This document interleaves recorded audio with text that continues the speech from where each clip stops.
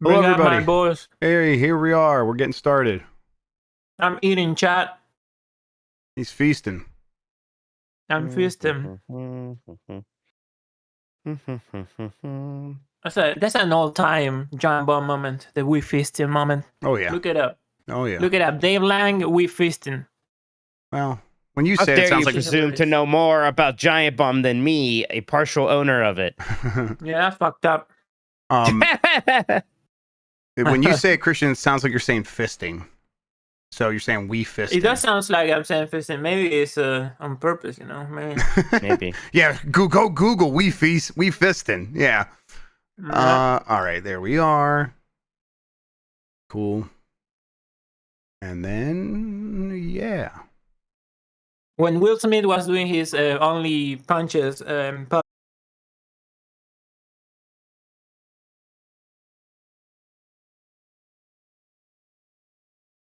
we're back. We're back. Are we back? All right. Okay. Yeah, we're back. Hopefully everything Yeah, just yeah. works now. I'm not going to mess with it. OBS is being temperamental, is how I'll put it. Let's see.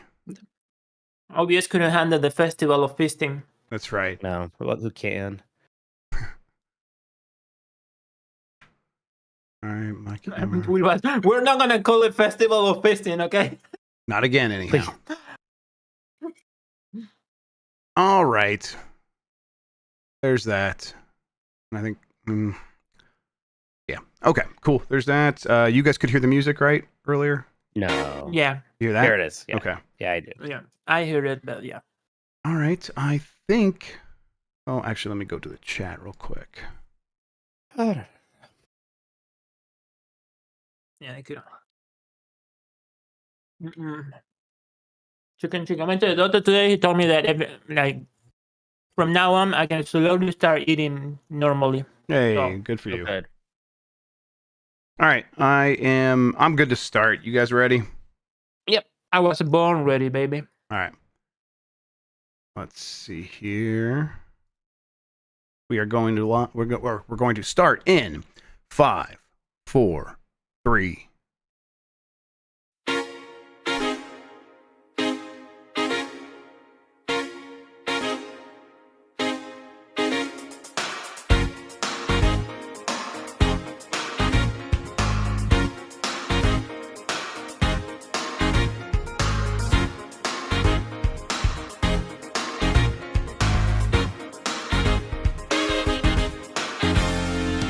It's the internet. You're busy. Let's do this. Welcome to the Game Decides podcast. This is the podcast where we decide everything about the world of video games so you never have to think for yourself.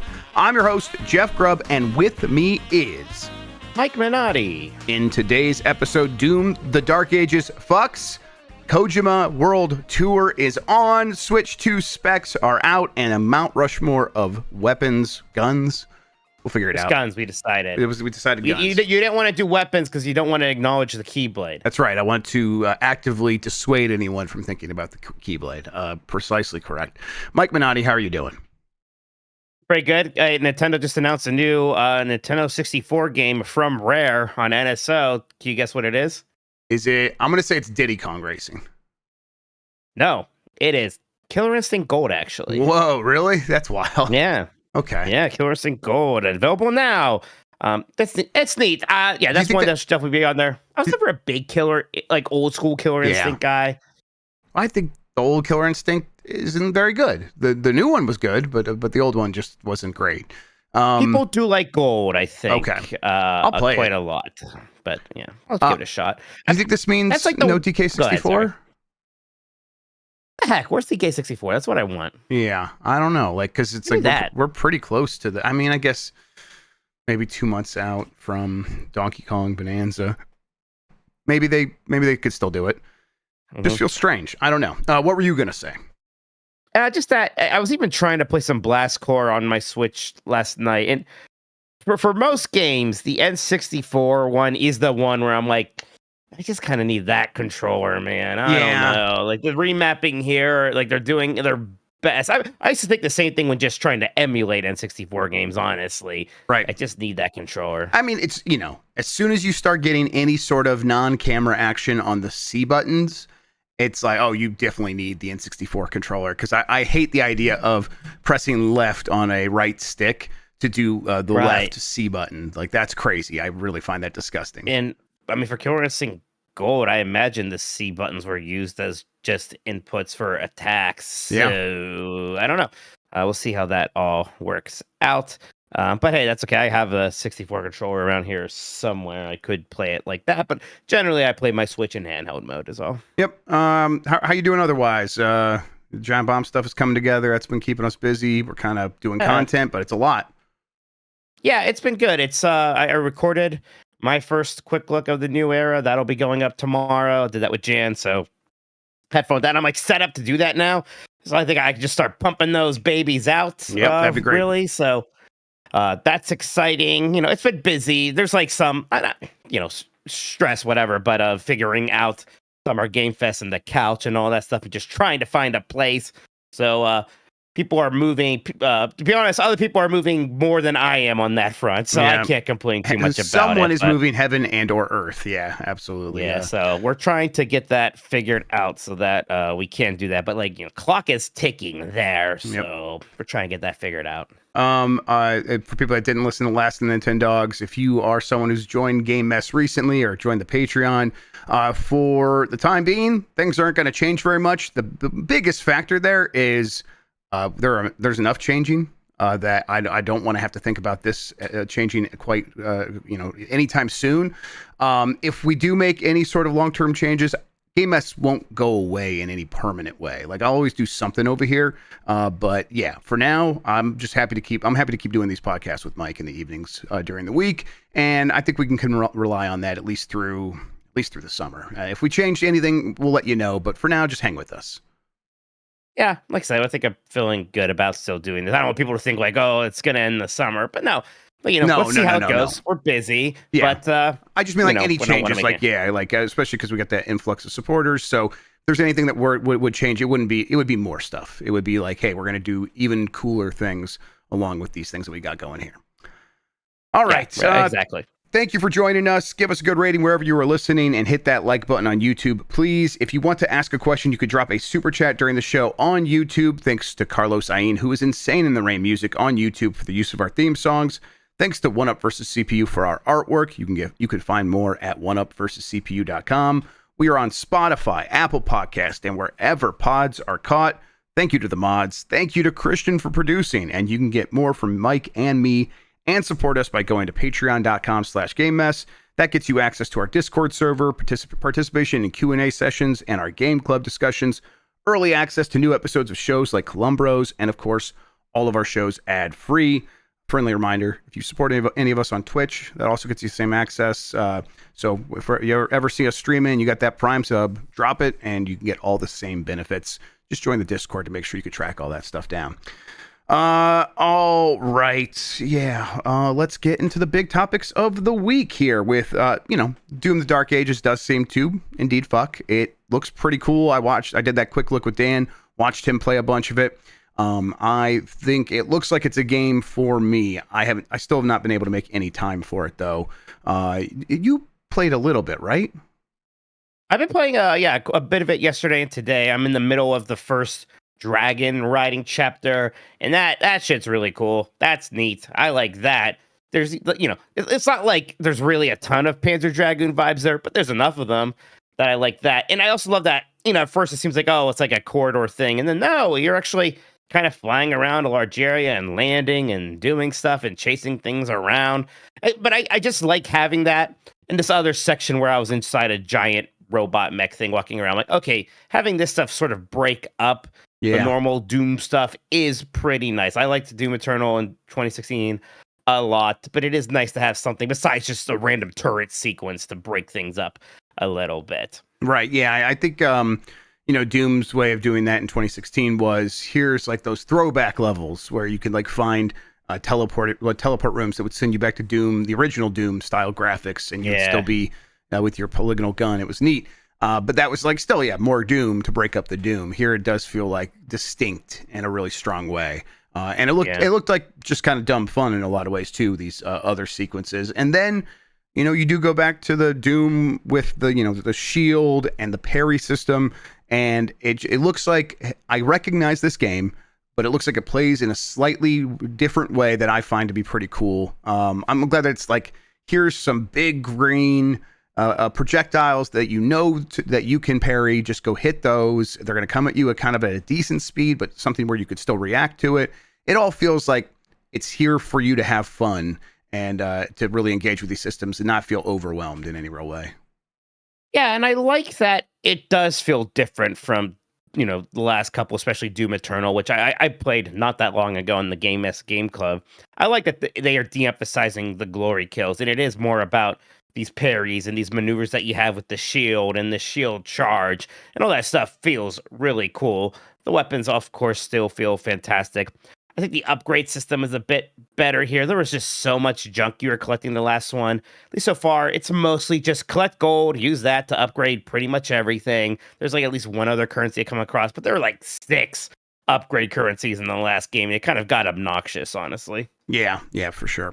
All right, some other stuff happening in the news. I guess worth pointing out. It has an 86 on OpenCritic, so doing pretty well.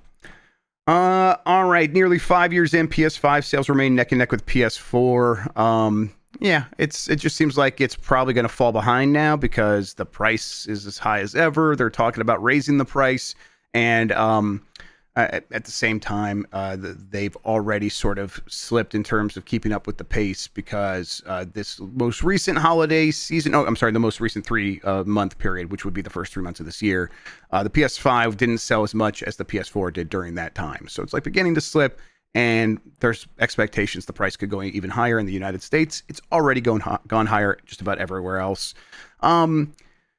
I don't know. To me, Mike, it doesn't seem like these companies like Sony and Microsoft care all that much that they're not getting a ton of new people coming in to buying these systems or a ton of new people that they have never seen before. Like, we know the people who are out there who want this thing. We know they're willing to spend a certain amount on it. And those are the people who are also going to spend the most amount of money on our video games as well, which is where we really make our money.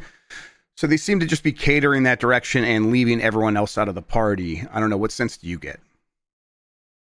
Yeah, I get that. I don't know. My big takeaway is I'm actually surprised, honestly, the PS5 has been keeping up with the PS4. Yeah, it was behind for a while early on, and then as the pandemic was sort of things were coming out of there, and it was less supply constrained. It caught up pretty fast, and there was that 6-month period where PlayStation made like a big proclamation for the number of PS5s it was going to sell, and so it like cut the price pretty aggressively for like a short period of time, and a lot of people jumped in then, and that seemed to kind of catch it up. And now it's just 1 million behind the PS4. So you're right. That alone up to this point. What is that? Around 75 million PlayStation. Yeah, 77.8 million PlayStation 5 sold. That's more than the 3DS. That's really, really good. So they're kind of already there with that audience. And PlayStation, they might be set up. Let's be honest. They have been, but they're going to continue to be the de facto home console machine for quite a while now. Now, is that going to continue to mean what it used to, I guess, is the question here. And it's sort of up to them to keep that torch burning. Yep. They did say that they were considering a price increase in the United States. I mean, they're definitely going to do one. They did one everywhere else. Since then, Microsoft has raised the price of the Xbox. Excuse me. How much do you think the PlayStation 5 goes up in price in the United States? God, I don't know. It's just wild to me. Like the Xbox price increase is still so wild to me. I can't actually believe it. In some ways, I just can't believe they can get away with much of one. They already have the PlayStation 5 Pro, at least, and that thing is what, $700? It's $700 or $750. I think it's $700. I think it's $700. So what are we talking about? An $800 PlayStation 5 Pro? It's a $750 with a disc drive. Is that what I'm thinking of? That's probably what it is. Yeah. Well, the disc drive is always but gosh, it's just hard to. It's hard to imagine. There's part of me because they have been skittish before about doing it in the U.S. because they know how upset people get. And maybe they know that next gen is just a couple years away, so maybe they want to just kind of bear and grin here a little bit with that. I don't know. Am I crazy for thinking it still might not happen? Yeah. I think you're crazy. They raised it everywhere else, and this is the place with the crazy tariffs. Now, of course, Yeah. tariffs kind of on pause again, this time with China. Not really. There are still 30% tariffs, but that is like down drastically from the 145% tariffs that were on China, which was just an absurd thing. They might as well just be infinite at that point. So I think that the like right in this moment, PlayStation's like, well, we probably actually should act now or never, because what if these tariffs actually just go away completely and we never hear about them again? Then at that point we won't have such a good excuse. But yeah, I think they probably do this pretty soon. Mostly because because Microsoft's already done it, and that at a certain point they're just leaving money on the table. If they're like, why are we undercutting the price of our competitor when they are barely able to compete with us in the first place? So I think that alone. So a PlayStation 5 console, like the Slim, right? That is $500. I'm like, gosh, it's a $600 PlayStation 5 base. It's 5 years old. It's so old, Jeff. Yep. The thing is so old. Yep. I don't know. That's rough. We're getting the meme price of the PlayStation 3, the meme price of that thing. We're going to get up to it. It's just, it's what, and I get why it's probably going to happen. And there's still a part of me that's like, I just can't. I just can't. Is that the $500 one is the one that does come with a disc drive, right? These things are not super specific on here anymore. Because there's an Astrobot bundle that's $450 on the PlayStation. Yeah, that would be store. That's going to be the one without the disc That's drive. probably the digital. Yeah. So if I were them and I was trying to get cute, I would just drop the one that has the disc drive in it and just raise the price of the digital one up to $500. Okay. Yeah. So sorry, the digital one is $450. Then the one with the disc drive is $500, and then the Pro. I can't believe the Pro is $200 more. Yep, it's crazy. Yep, it's hard. It's already $200 more, Jeff. That Pro is so expensive. Can they really raise the price on that thing? I guess I don't know. At a certain point, like, what's the difference between that and $799? Like, yeah, it's just already for the freaks who just have the money to throw around at that kind of thing. It's already too expensive for me. I have not bought a PS5 Pro, so I have not either, and it's probably the first console refresh. I usually get all the refreshes even. Yeah, me too. First time I was just like, no, absolutely not. Yep, it's weird. So it's weird for me. It's probably normal for most people. So this Astrobot bundle does have a disc. I don't know why you wouldn't get this. The Astrobot bundle is $50 cheaper than the. I guess it's not a Slim. Maybe, I don't know. Maybe it's not a Slim. Maybe that's what it is. Yeah. It's a Slim. I have no idea why. It just comes with a game and is cheaper than the normal one. They do aggressive pricing on PlayStation occasionally. Like, they will have discounts on some things every once in a while. All right. Let's see here. Let's not do that one. Did you hear the Game S Mornings today and how Kojima, he says the one thing that's a real problem for him is that everyone likes Death Stranding too. Yeah, look, I saw this, and I saw how he's left a note. Yeah, the world tour, so people could tell him how great he is, and now his notepad of ideas for his underlings to make games about his ideas after he dies, because they probably don't have any ideas. No, let's just keep doing his. Can you just please, Jeff, admit this guy sucks a little bit? Just a little bit. Yes, of course. I mean, of course, being like, oh man, it really bothers me that my game is universally beloved by everyone who's played it. Of course, Mike, but in a fun way that I enjoy. You're gonna suck like this. Yeah. Let's see what he would say if his game got a 60% Metacritic. Yeah, I'd be real thrilled, I bet. He's like, he wants it to be divisive, is what he's trying to get at, I guess. All right. Sure, that's fine. Sure, don't remember hearing that we made Metal Gear Solid and whatnot, but sure, yeah, whatever. Look, he is that guy. He's a little weird. I'm not trying to hold it super against him, but it's obnoxious. It's a little obnoxious, and I do think that his obnoxiousness has been increasing in the last several years or so, I think. It might be just like wearing out its welcome a little bit faster, because I don't know how much it always has felt kind of this way, but it's like it is the same trick in some ways, and it maybe gets a little bit grating. All right. Hey, Death Stranding 2 is going to be in Los Angeles, Sydney, Tokyo, Paris, London, Seoul, Taipei, Hong Kong, Shanghai, Riyadh, Sao Paulo, and Lucca. If people want to go check it out, if you're in one of those cities. or can get to one of those like cities. a tour, Divisive Art has world tours like this, Jeff. That's right. Yeah. Very Well, no, popular thing. he says it's not that because everyone who's played it loves it. So That's right. And he regrets it. he regrets It making hurts it. him. Yeah. It hurts him. SNK's CEO steps down after heavily marketed Fatal Fury: City of the Wolves seemingly muted launch. Game just didn't seem to really catch on, and it had a big marketing campaign, so they did spend a lot of money trying to get in front of people. What do you think happened here? Yeah, it's hard to say. I mean, part of it is just that Fatal Fury and SNK stuff in general is so hardcore, right?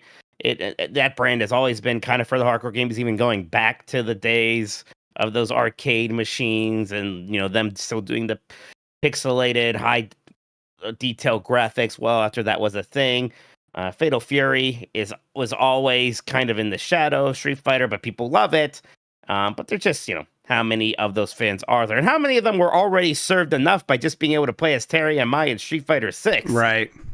I don't. For me personally, it was a lot of the whole. Well, what is this DJ doing in this game? What is Ronaldo doing There you go. in the game? Yeah, maybe a lot of people don't know about it, don't care about. But again, these games are for a relatively savvy hardcore audience. Maybe that did turn enough people off. For me, just there wasn't that much of an audience for it, and putting your logo on the WrestleMania mat doesn't really mean anything. You could spend that money, and I know that they had money to spend there. I think maybe more of the money should have gone in the game, and we could have seen that, because it's hard, because you do have Street Fighter 6. Street Fighter 6 is just a prettier looking game than it. I know some people might prefer the art style in City of the Wolves here, but it's just a tough comparison. Street Fighter 6 is not that old.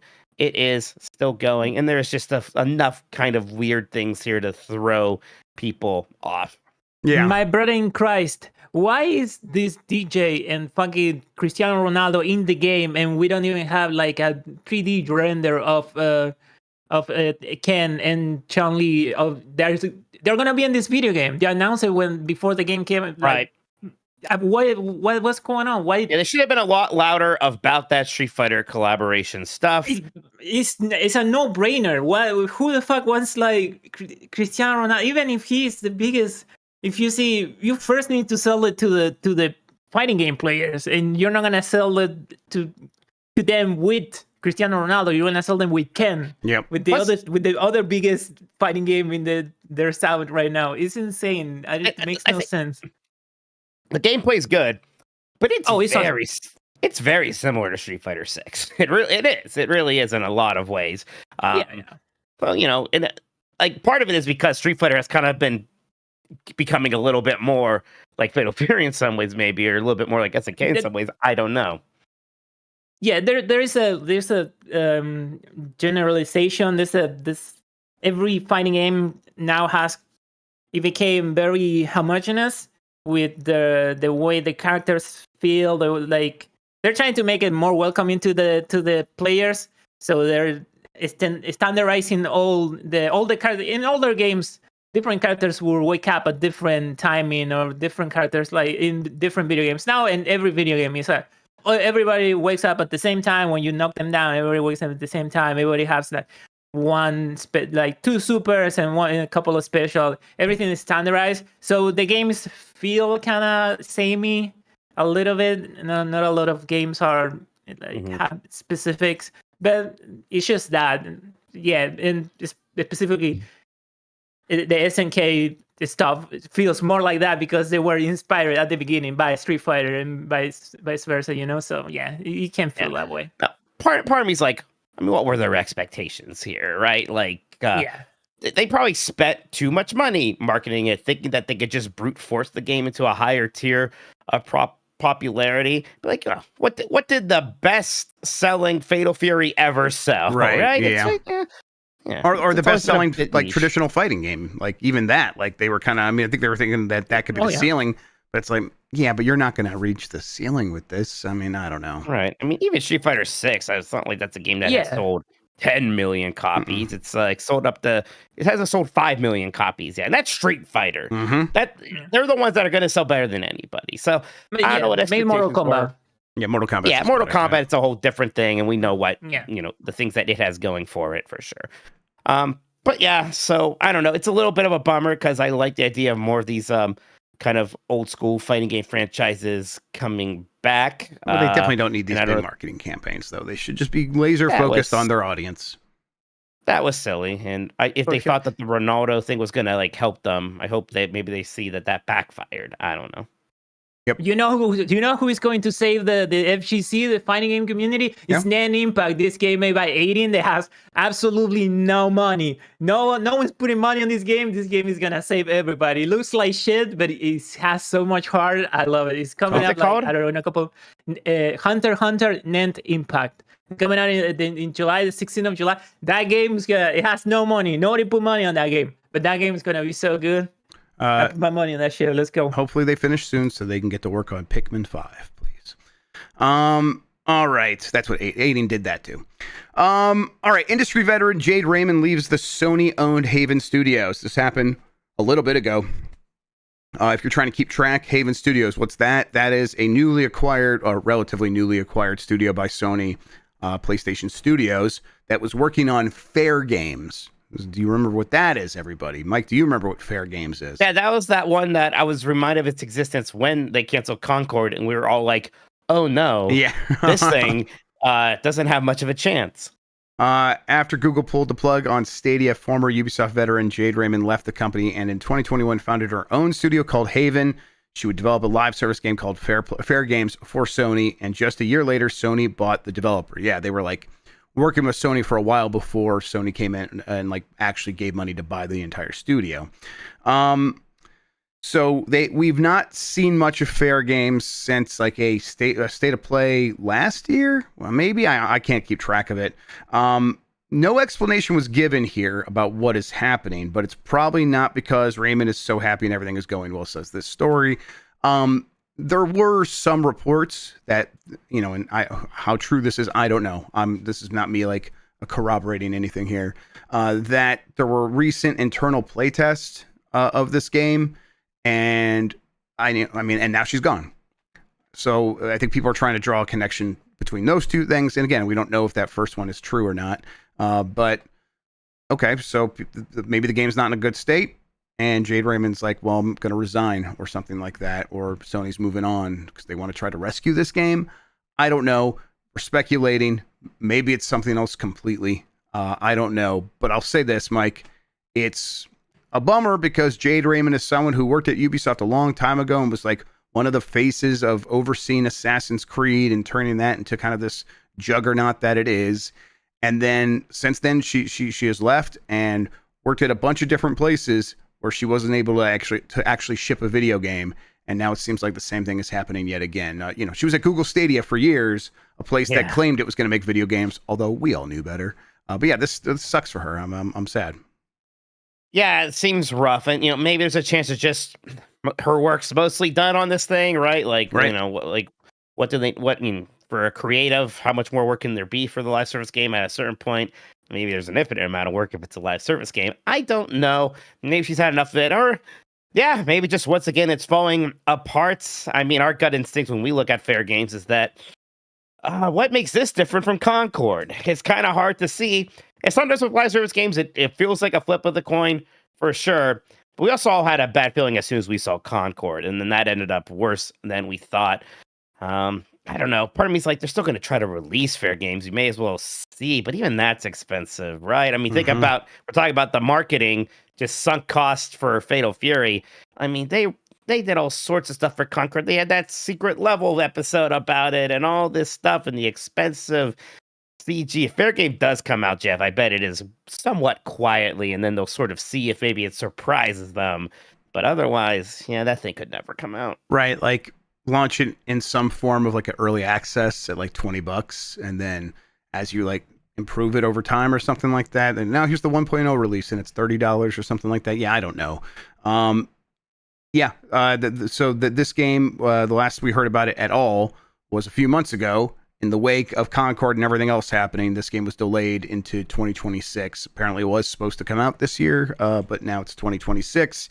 There's a chance we just never see it again, right? That's maybe even the most likely scenario. Yeah. Could go the way of the hyenas, for sure. Yeah. How you feeling about PlayStation sort of overall in the wake of this?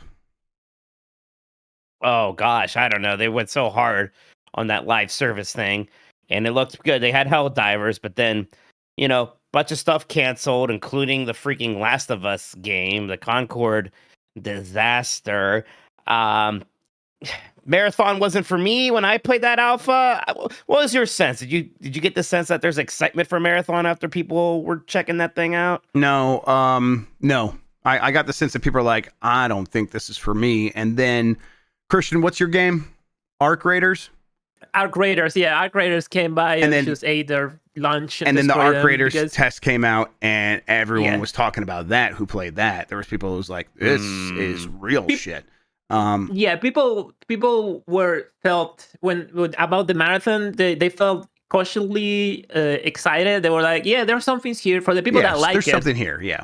Yeah, but the Arc Raider was, we love this shit. This feels incredible. Like the reception was so much candid, so much exciting about it. So yeah, it totally stole the extraction shooter discourse at the time for sure. And now Bungie's facing allegations of plagiarism, of using other people's work. That. And just putting it in their game. Yeah, this happened before, by the way. I don't know what's going on over there, because it happened with Destiny, where some icons for abilities, they were also like lifted from somewhere else. It's got to be something else. Yeah. Don't they have an art team? I know they keep firing people, but they should still have like artists to make assets. Right. Yeah, I don't know what's going on. Yep. The one of the ways that it was confirmed that that art was stolen is the person who made the art joked on social media a couple years ago that they snuck Lost, the reference to Lost, the comic, into Control-Alt-Delete. Oh my god, Control-Alt-Delete comic into one of their things, and that was found in Marathon on that piece of art that person made that was stolen. That's pretty bad. Yep, that's pretty bad. So yeah, that's bad. I don't know. Like I don't know if PlayStation has a good strategy right now. For the longest time, it was, well, Uncharted 2 did really well. Let's just make a bunch of games like that. Yep. And then that became prohibitively expensive and slow. So then it became, we got to find some live service hits. I don't think that's happening. So I don't know what else they can pivot to here. Yep. I think the good news is for people, I saw when we started this topic, Mike, people say, hey, where is PlayStation? Where are they? Yeah. I think the good news is they probably are mostly ready to reload from a lot of big studios over the next year or two. Like it's not all going to happen on one day. But over the next year or two of them having state of plays and summer game fests, appearances of whatever stripe, or a showcase if they actually go that route. I think they're going to start like bringing in those major studios to tell people about their games that are coming out in the next couple of years, and then Intergalactic can sort of hover over all of those and be that thing that's just a little bit further out. Yep. I mean, we have that. We have Wolverine. Yep, Ghost of Yotei still this year. Ghost of Yotei, so there's stuff. Yeah, and we know it's coming, but boy, you kind of wish there was more of it. And I loved Astrobot. Boy, I loved getting a taste of that. And my thinking now is like, you got anything else like that? You got more of that stuff back there. And it's kind of like, how about 7 more years of the, prestige TV style games again? Yep. They're good. They are good. Of course. Sometimes they're really great. Well made, yeah.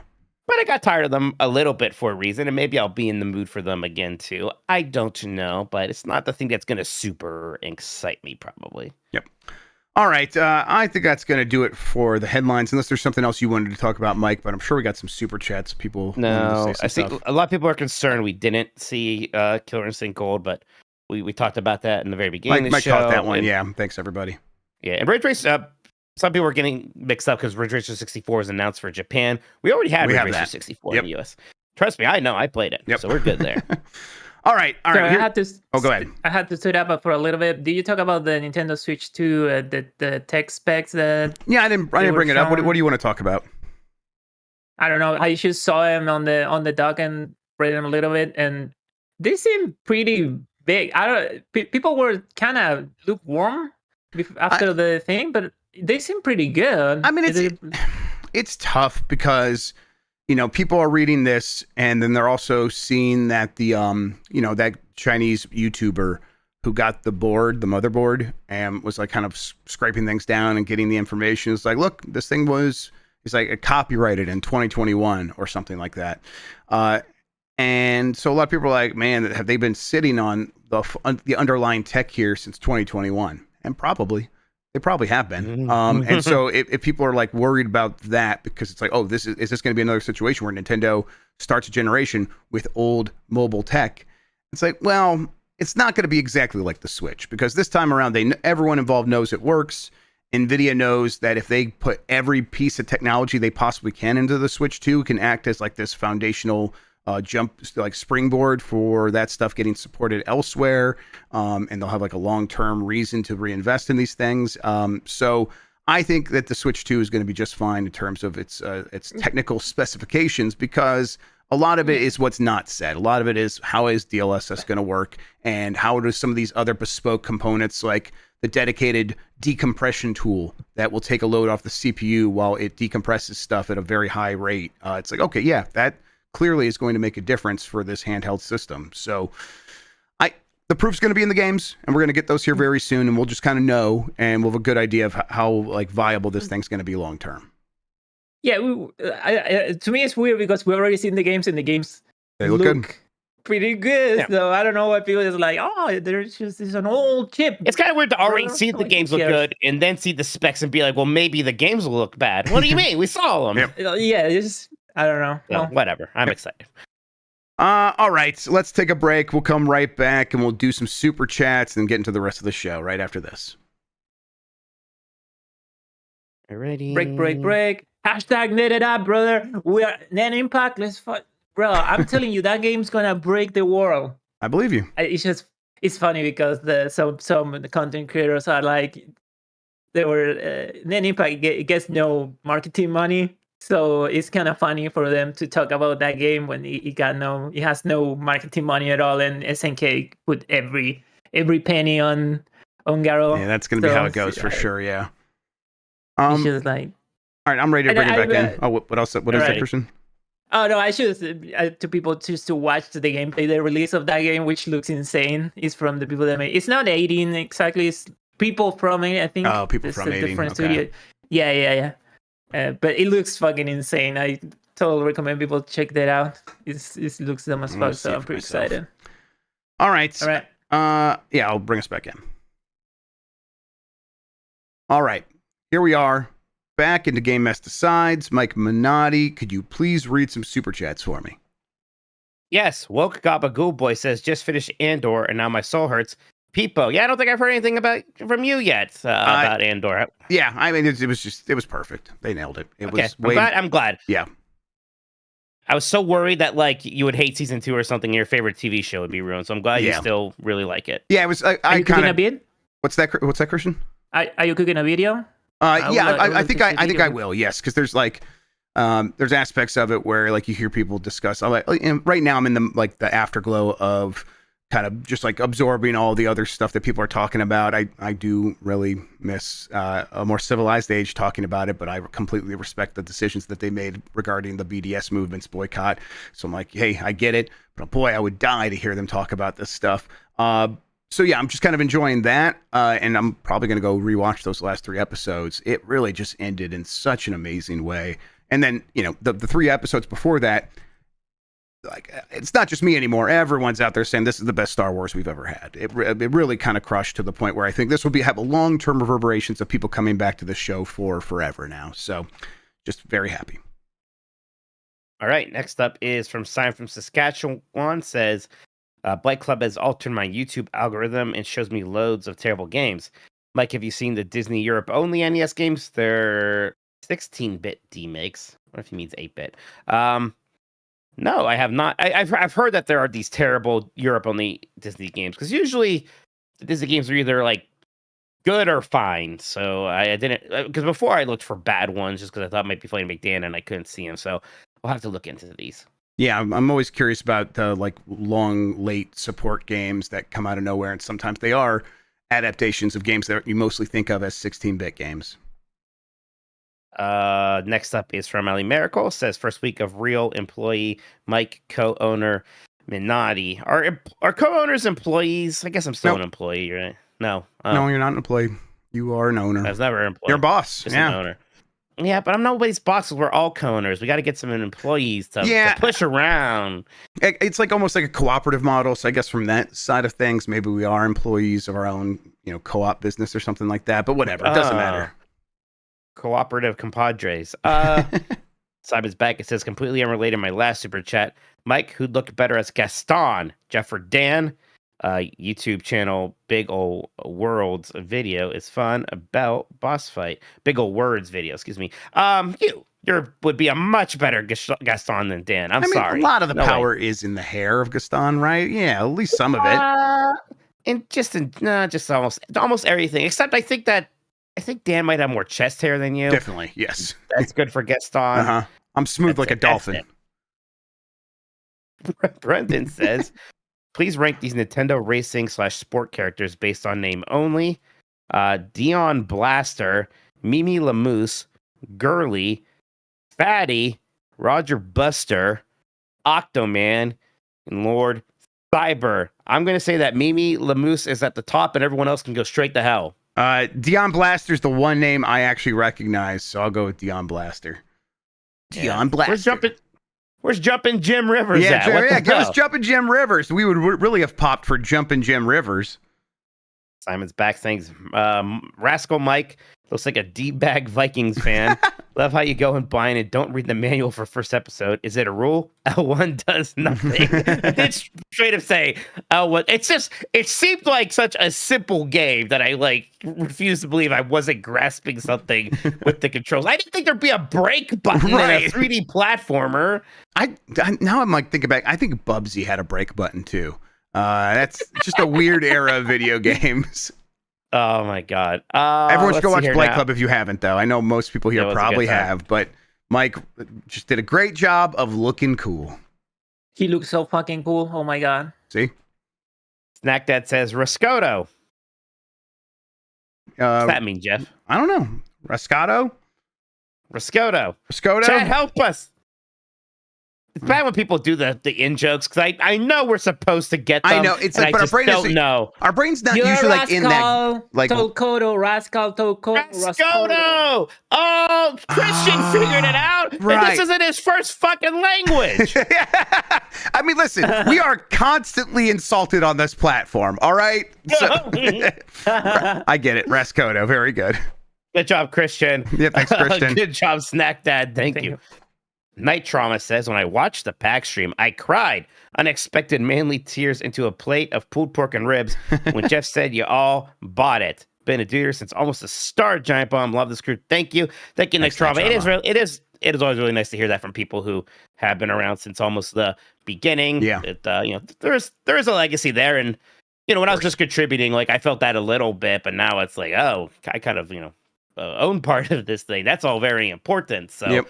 Upholding that and making it still mean something to the people who have us cared about it is important. Yeah, kind of doing right by the many hours worth of work that years of work that the guys put in originally to build Giant Bomb up in the first place. It's like I just want to respect that and do right by it. So yeah, that's the plan.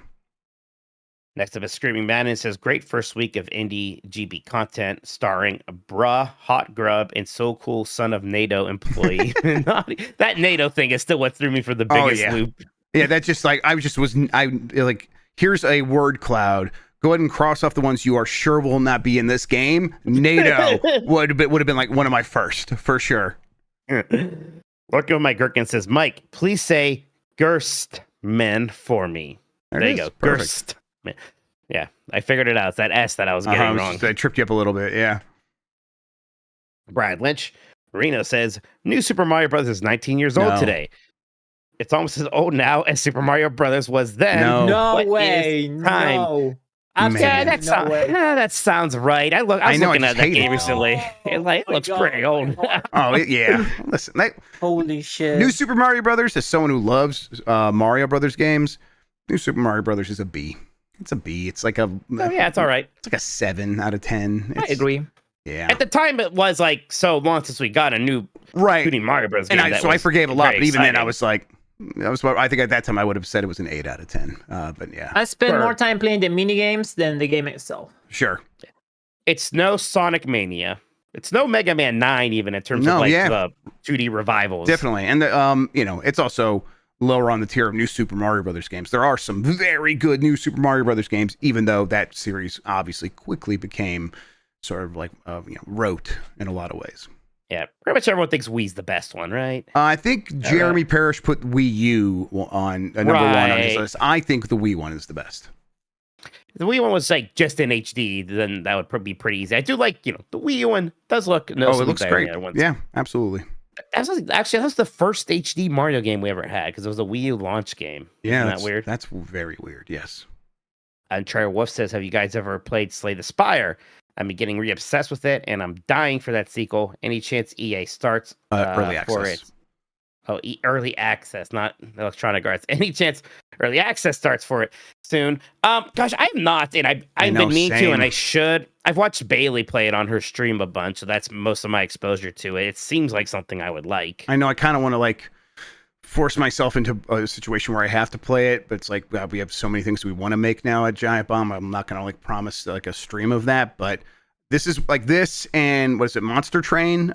People love those games, and I definitely want to spend some time. I've been meaning to get back to streaming on the weekends. Maybe I could pick something like this because I have always wanted to play Slay the Spire.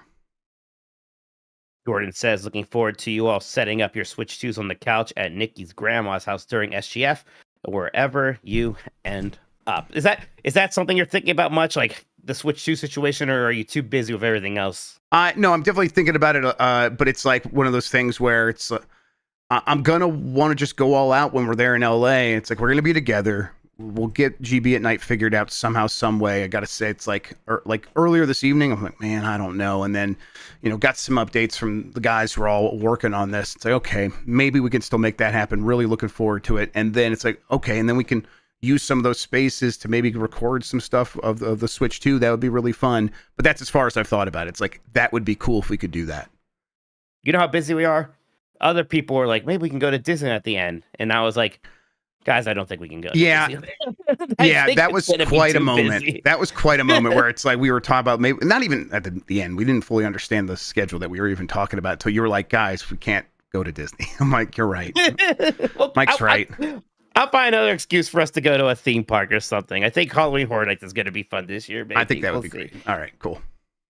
Next up is from El Grug. Oh no, El Stacey. This is just similar to the previous one. Praying that the Switches reach you in LA. Mine's gonna be here. So I'm leaving kind of later on the 5th, and mine's supposed to come in the morning. I am so concerned, Jeff, though, that I am going to the Best Buy midnight launch with AJ because he's picking his up, and I think I ordered a carrying case there anyways. Right. But they're gonna have some. If there's one there, I will just buy one then.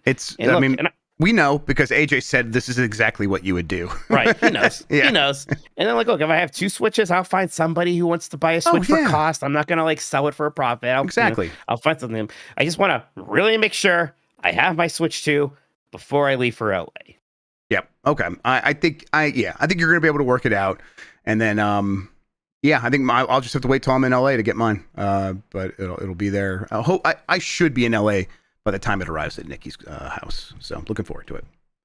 El Grug says, man, that Rascal game looked like it sucked immediately. There wasn't a buffer time for it to get bad. It's just bad right from the jump. Pinesh. Yeah, it's pretty rough. My one hope, Jeff, is that I'm making good proggies and that I'm even further in the game than you guys would like to admit I am. That's my hope right now. But I don't know how many levels there are. Right. I would say I think at your current pace, we're looking at 3 episodes. That's what I think. But it's hard to tell because who knows what an episode could do, or what a level could do from one to the next. Right, and I don't have lives anymore, so I gotta start beating these levels in one go now, which is super exciting. What did you think of my idea for Dan's game, by the way? I think that's probably right. I think I want to do that.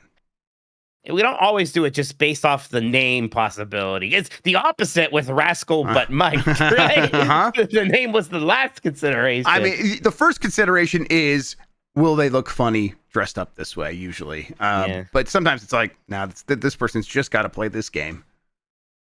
It's gonna be good. All right. Next up is from Lurking with My Gherkin. Is people in Xbox? Is people related to Pip-Boy? No, I think it's just coincidence. The Pip-Boy is a completely different species. I got to explain Peepo, excuse me, on the Aftermath podcast because someone wrote in there and asked about Peepo.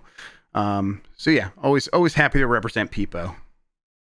How'd that go, by the way? I didn't get to watch. I was doing that quick look. Yeah, no, it was really good. It was great to hang out with those guys. You know, they are doing an independent games media website, you know, and they do the podcast as well. But their main stuff is writing content on the internet, and I just think that's awesome that they're able to make that work.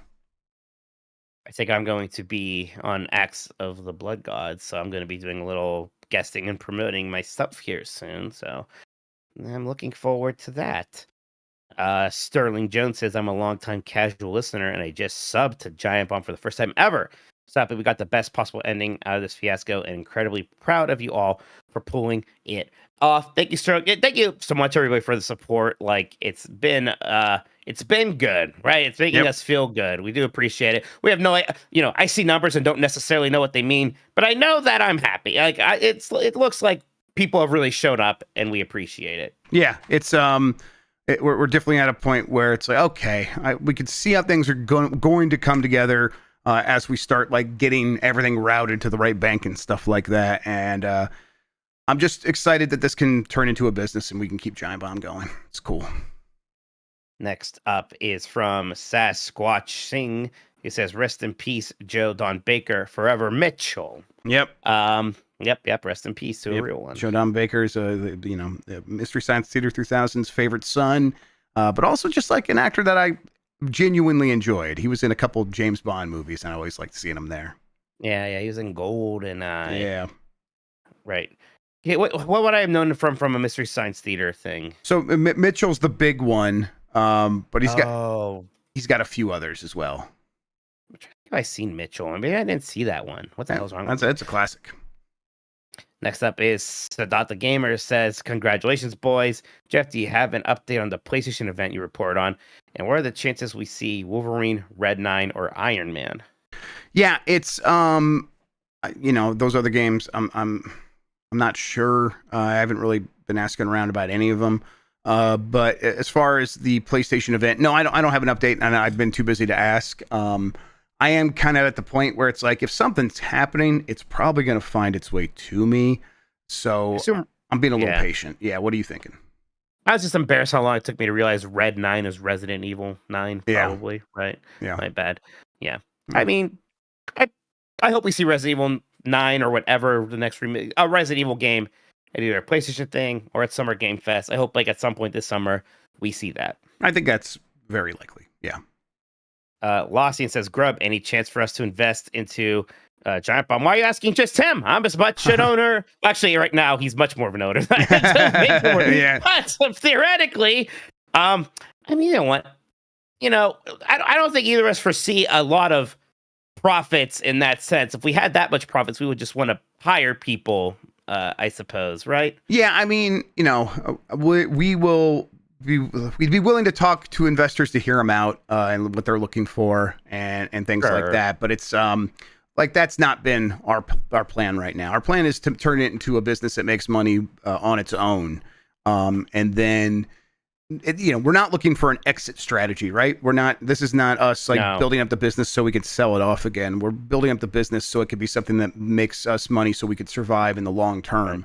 And Giant Bomb can be healthy. So, yeah, we'd be willing to hear anything. But otherwise, we'll give you ways to put your money into the business and support us in different ways, for sure. Right. But we're not sharing our profits, damn it, which, again, I expect there to be very little of. Mm-hmm. Mikey O'Leary says, "As a Bostonian, I'm a purist, but I'm now converted. It makes absolutely zero sense at all how good that salted caramel lobster roll at the Omni is." I had a few people go there and taking pictures and showing me. I love that people were going to this restaurant and getting that thing. Were you guys at the Omni again? Did you get that partake in that thing again?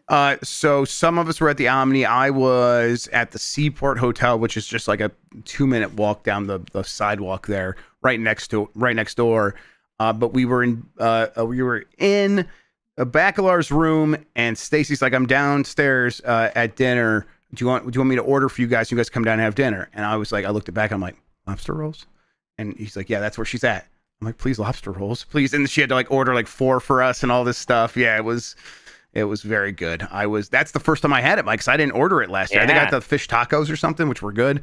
This was crazy. It's like, what? How is it this good? So good. Yeah, It's so good. If you're in Boston by the convention center, go to the Omni, get that salted caramel lobster roll. Oh, that's the ticket. Oh, that's right. Jan for a minute there did not have a hotel at all. They like did not book one for him. Yeah. Oops. Yep. That's okay. You can just sleep with Jeff like I did that one time. Exactly. I did actually have another queen bed in my room. So yeah, you could have. Hey, easy peasy. We might have to start getting used to that. We have to book our own rooms. Tony Knutson says Bungie bringing back Marathon as an extraction shooter is a case of incredibly fumbling the bag. If there's ever a franchise begging for a Doom 2016 style reboot, this was it. Yeah, I do remember when they were showing that trailer. I was like, oh, this is how they can make another Halo. So they're just going to bring back Marathon. And then they said extraction shooter. No. Yeah, and I was like, oh. And I, at the time, I at least got it. And now it seems like they're already kind of missing the window there. And now I once again don't get it. I don't know. Yeah. Go ahead, Christian. They're too deep into the live service stuff. Oh, so sure. That's kind of the sauce now. So it's kind of funny because I feel like the best part of their games are their single player campaigns. So it's kind of weird, Yep. I think that they were just like, hey, the next game really does also have to be live service. It really has to make enough money on its own to pay for all of this, whatever Bungie is. And so they necessarily couldn't make a single player game, which stinks because I think they would make an awesome one these days. Yep. Next up is from TGIF Bramalgia, who says, I was on a work trip and missed the amazing news. Congrats, Pennant. Thank you so much, TGIF. Appreciate it. Thank you so much, Mr. Fibromyalgia. Dragos Marinescu says, any update if it will be a PlayStation Showcase / State of Play, keep up the good work. I will, you know what, I'll ask tonight. All right, no promises because I can't force people to tell me anything. But I'll ask tonight, and maybe have something for Game S mornings in the morning. Input video here says, practice Soul Calibur 2. Dan is going to challenge you. I don't want to practice. We'll go into it with, day one, same level of readiness there. I played Soul Calibur 1 with him when I visited him the one time, and he did beat me more, but I held my own. Okay, he seemed to be surprised how well I did. I think he mostly dominates people at it, and I did okay. So I played more Soul Calibur 2 than I did 1, so maybe I'll do better. I played a lot more 1 than 2, but I played some 2. Dinky says, I fuck with Jeff, smooth like a dolphin Grubb. Thank you. Or.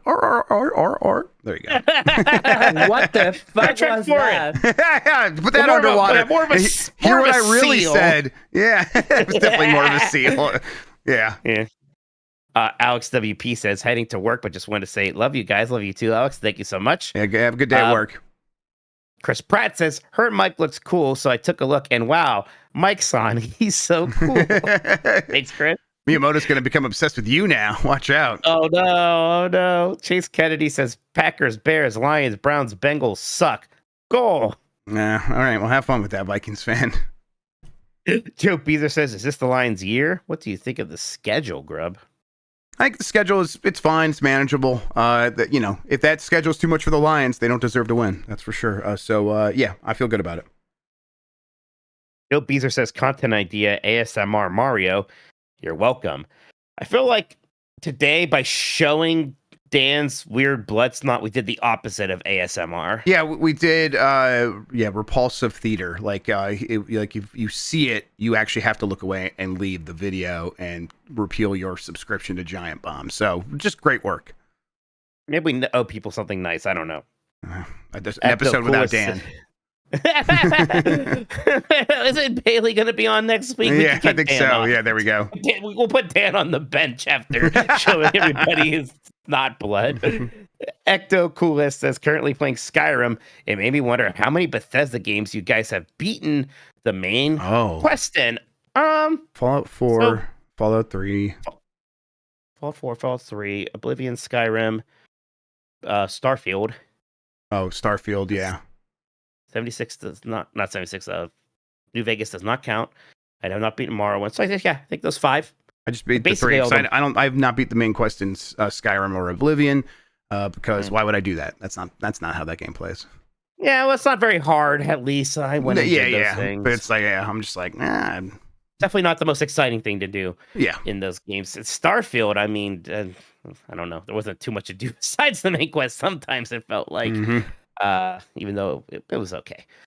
Yep. Next up is EP Idiot Box. Share this on the Discord, but the baby penguin hatched at the beginning of the pack stream. I need suggestions for the 2 other eggs that will hatch soon.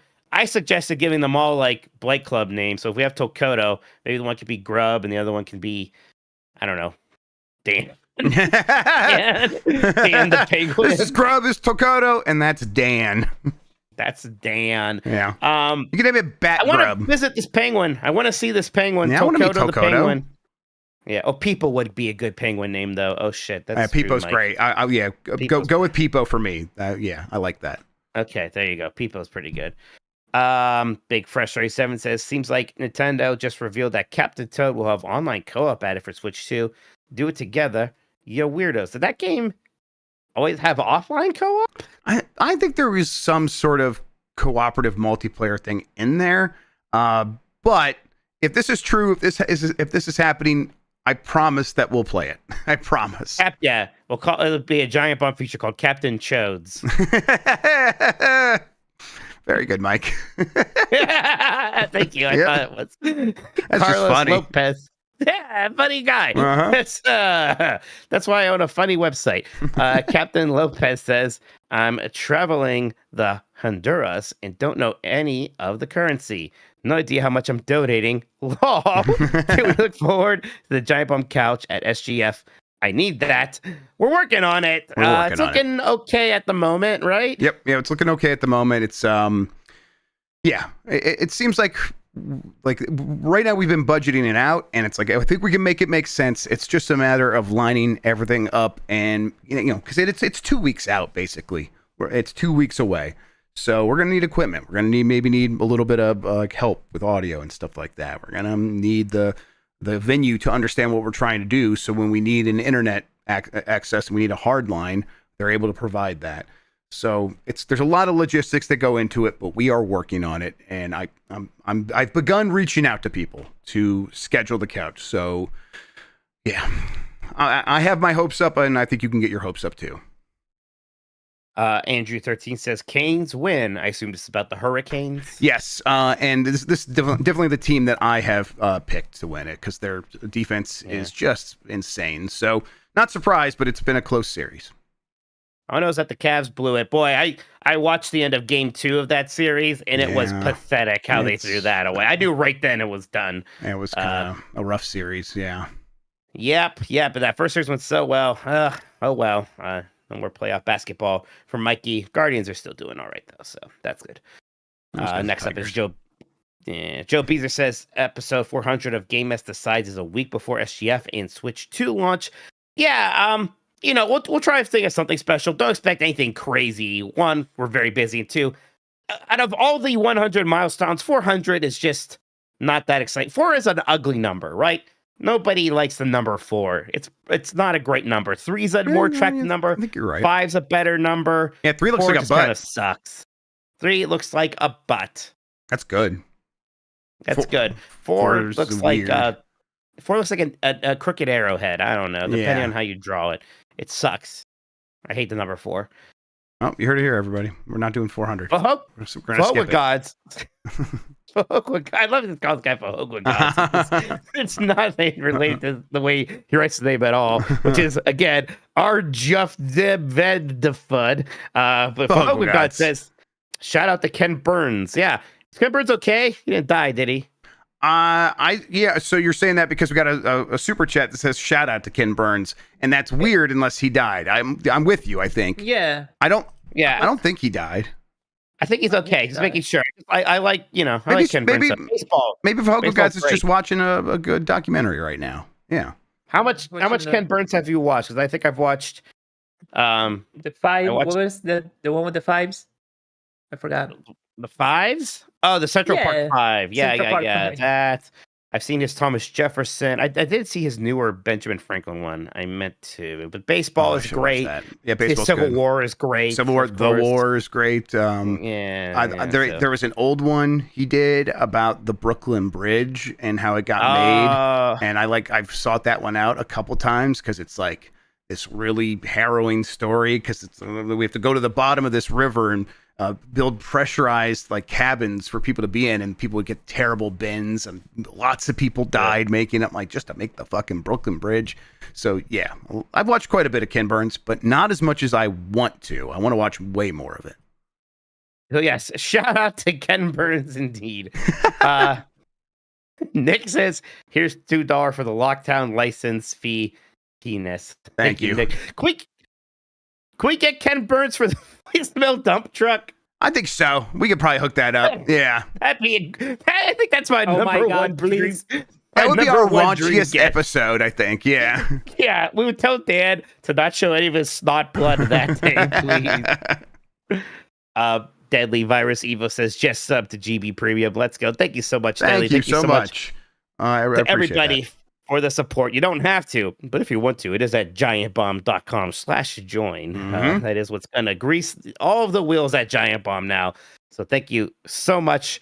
Some people did also ask about ways to give more, which is completely not necessary, but we did set up a Ko-Fi account, ko-fi.com/giantbomb. Ko-fi. If case anybody wanted to, for whatever reason, give more than that $10 a month or whatever a year. Again, not necessary, but some people were asking. So we set that up. Everything is super appreciated, everybody. Thank you. Ciao Roberto says, can't wait for the next bike club. Mike's going to look so cool. I'm going to look so cool again, Jeff. I do like the gun. I'm glad I have the cool toy gun prop. It gives you something to do, right? It's always good to have a prop. Yes, exactly. Nintendo says, recently Nate the Hate mentioned that Project 007 and or the Tomb Raider reboot and or Wolf Among Us 2 will appear at Summer Game Fest. Which of the three do you think is most likely and which is least? I mean, we saw the tiniest bit of 007 at the Switch 2 thing, which shocked me, but not much of it. Right.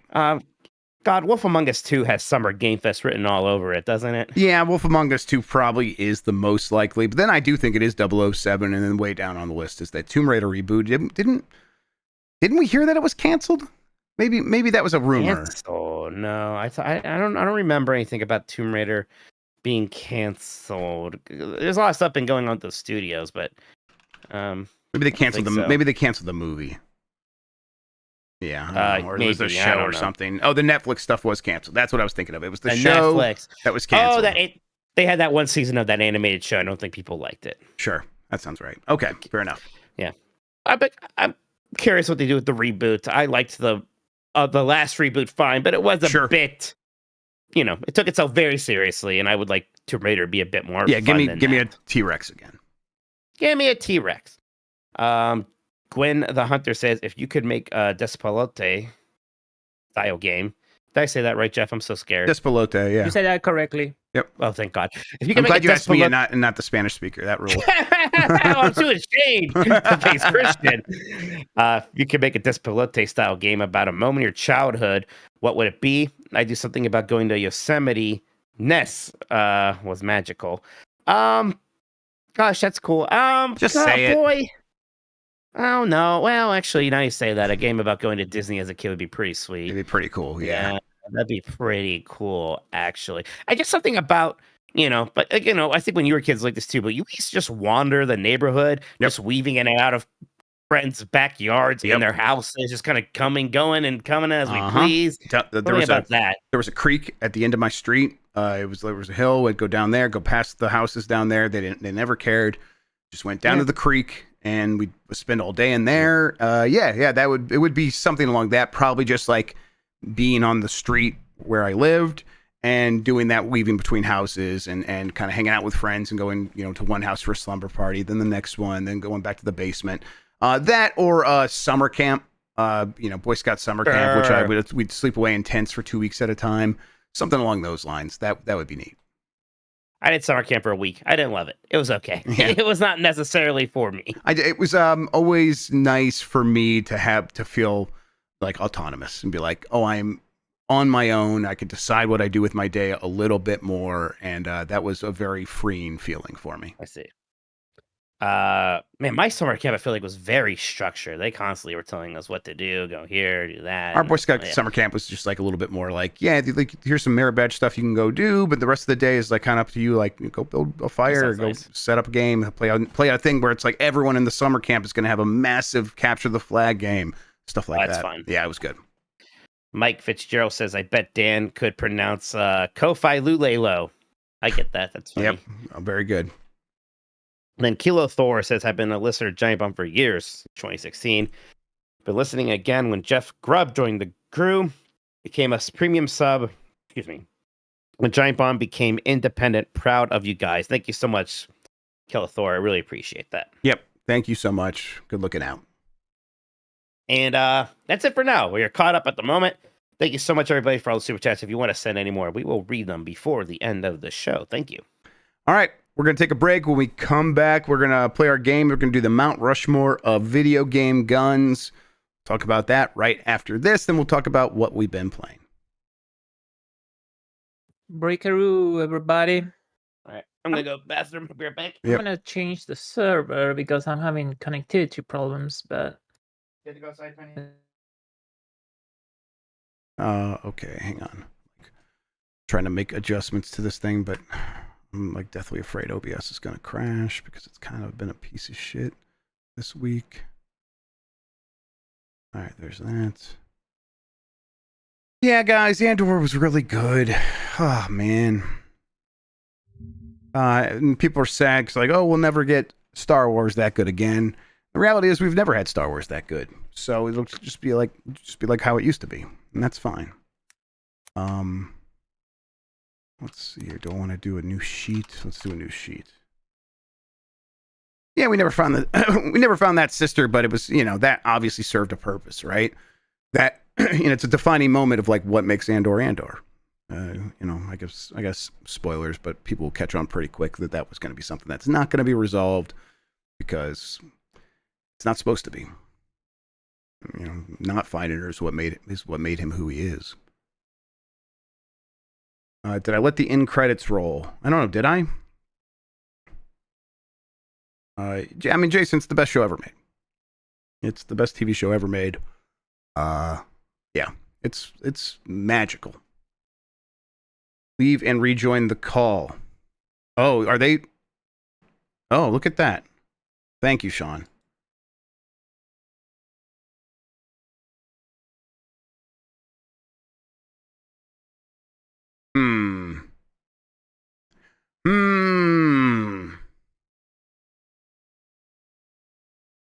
Okay.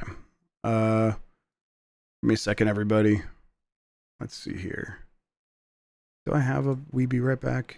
Here we go. Let's go to this. I might have to restart Discord.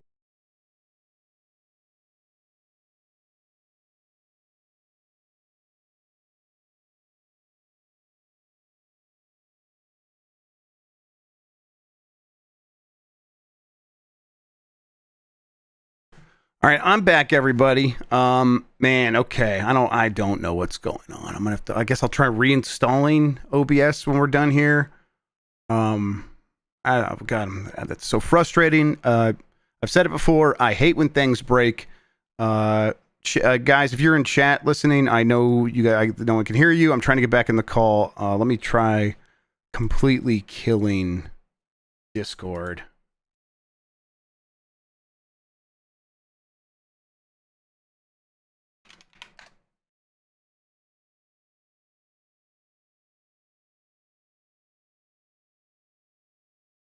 All right, let's see here.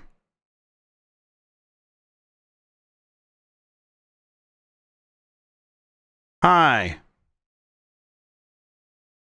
Hello. I'm back. There we go. Is that some? There we go. There's something. Yeah. Was Mike on that whole time? That's crazy. Okay. Nothing happened. Shut up. Oh, wait, they can't hear you. Hey, Mike. There you go. You good? Feeling good? They can't hear. They don't hear people. Maybe. Yeah, they hear him now. Don't worry. I just fixed it. I don't know what you're talking about. Yeah, I don't know what again. chat is on about. Yeah, Nothing happened, chat. maybe. Yeah, just things happened. We were just having a conversation about how good we are at making podcasts. Yeah. Creating content for the internet. Hmm. Let's see here. Let's go to that. Me and Christian were It's talking like- about how good Net Impact looks without you guys. Yeah, and then Impact. Hashtag let's get go. it up, baby. Let's fucking go. Aiden can do no wrong. We can't. Let's Um, fucking go. Bling bling bling with the bell. Brusky was right. Brusky was. My They heartstrings. trying to steal his crown. He's the king of Net Impact. He reads the manga. That's a real fan over there. Oh, Sage Aim trying to steal his thunder? Yeah, it's messed up. Seishan, Damn. the iPhone, they don't even know what's going on. This messed up. Look, Diaphone, that man's been places. That man's seen shit. I trust that he reads the manga. He's been in the trenches. Yeah. He's been in war with the B2ers and such, so he knows what. Yeah, what's that up. man plays on DualSense. You know he's an anime degenerate. Oh yeah, Okay. I'm 100%. ready. Are we ready? Yep. I'm so happy nothing happened in that. That's the best in that part about it is nothing break. happened. Yeah. All All right, let's do this shit. All right, we're back. There were 0 issues during that break. That's the coolest thing about it. And instead, me and Mike Minotti are going to do the Mount Rushmore of Guns. Mike, what are we doing here? Well, Doom: The Dark Ages came out. It has some neat weapons. So Mount Rushmore of video game. Will you please write video game guns? I am very uncomfortable with Mount Rushmore of guns. Man, No, that's no, not bro, what you let it said be. back in the Discord. You insisted. Number one, the Kalashnikov. Yeah. Because he works everywhere. Second, MP4, of course. Of course. You know what? He put the P90 on there. Yeah, he's bold. All right, good for you. Smart guy. Yeah. Then number 4 is the knife missile. All right, Mike. Video game guns, Mount Rushmore. Where do we start? Well, I'm thinking of Doom, so I mean, BFG is still the most famous Doom gun, right? Yeah, BFG 9000. Does it have multiple different numbers? We just do BFG. Look. Isn't the 9000 the big cannon that he gets shoot up from? I think just say BFG. second That's one? good enough. I think it's BFG 9000, but I'm just going to say BFG. Yeah, the versions found in Dingley's are called BFG 9000. Oh, and in those in Quake are the BFG 10K. Yeah, you could say 9000. Yeah, Okay. BFG 9000 is correct. Yeah, I don't know. I feel like a lot of these games would always have the one super weapon, right? Inspired by this, but it's such a great name. I even still think about The Rock bringing the BFG on Conan or some other talk show at one point when he was in that movie. It's pretty iconic. Yep, I agree. I mean, definitely as soon as we settle on this, I'm like, well, obviously the BFG 9000 will be the first one that we talk about. Here we are. I don't even know how fun I find the BFG, but it doesn't matter, right? That's not the point. No. It's just you want to have something that's so powerful it makes the rest of the game stupid, and I like that. Thomas Jefferson's not fun, but he's on Mount Rushmore. Exactly. No one's He's terrible ever at parties. Yeah, bro. He just very corners you and you won't stop talking. He's a huge cokehead. Yes. All right. So for me, the second thing that came to mind was the cerebral bore from the Turok. Which one is it? Turok 2, I think. Cerebral bore. I think is how you say it. Cerebral. How do you use this? I don't know. I would not have remembered the name of this thing, Jeff. That's a strike against it for me. Okay, fair enough. Okay. But that just means you were out of touch with the most important developments in video games. I mean, this is a BFG knockoff kind of a thing, right? No. So the cerebral bore can track your brain waves, Mike, and that's important because it shoots out a homing drill bit that will fly through the air, and it goes all crazy, and then it'll fly all the way around the room, and then it just snaps into your enemy's skull and then drills a hole in there, and then once it's in there, it explodes. Yeah, you had a troubled teenage life, didn't you? You should see like all my journals where I wrote down all my evil thoughts. Yeah. I thought so. Okay. Yeah, cool. I'm gonna go with the gravity gun from Half-Life 2. Yeah, fair enough. That's pretty good Which too. is the opposite of the BFG, incredibly fun to use. So fun. And then at the end of the game, when it like gets powered up, it can pick up people, and you can throw the people into the other people. That's a good time. Yeah. Right. And it's like it almost like unlocked an entire new idea for a lot of developers of how players should be interacting with the world, which is it's definitely the most influential gun, I think. Sure. Probably should make its way onto this list because of that.